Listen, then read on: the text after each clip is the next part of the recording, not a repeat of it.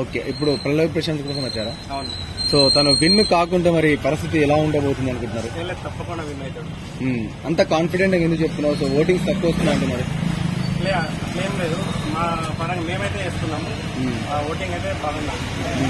అంటే మీ ఊర్లలో, అంటే ఇప్పుడు ఊరు సైడ్ నుంచి వచ్చిన వాళ్ళు చాలా మంది ఓటింగ్ చూస్తున్నారు కానీ ఓట్స్ వేయట్లేరు అంటున్నారు. సో ఇన్సైడ్ టాక్, సో మీకు ఎలా అనిపిస్తుంది? నేనైతే పల్లె ప్రశాంత్ అయితే బాగా ఓటింగ్ చేస్తున్నాను. మరి ఎన్ని రోజులు గేమ్స్ ఎలా ఆడారు అనుకోవచ్చు బిగ్ బాస్ లో? 14-15 వారాలు బాగా లేదు. ప్రశాంత్ మాత్రం బాగా లేదు. ఫస్ట్ క్యాప్టెన్సీ టాస్క్ గెలుచుకున్నప్పుడు మీకు ఎలా అనిపించింది? బాగుంది. ఫస్ట్ నెంబర్ 1 స్థాయిలో వచ్చేసరికి మేము బాగా సంతోషపడుతున్నాం.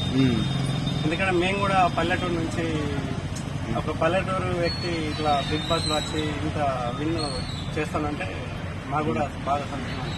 అంటే ఇప్పుడు బిగ్ బాస్ లో చాలా మంది అవకతవకలు ఏంటంటే పల్లె ప్రశాంత్ ఏంటంటే ఒక నార్మల్ వ్యక్తి కాబట్టి ఆయన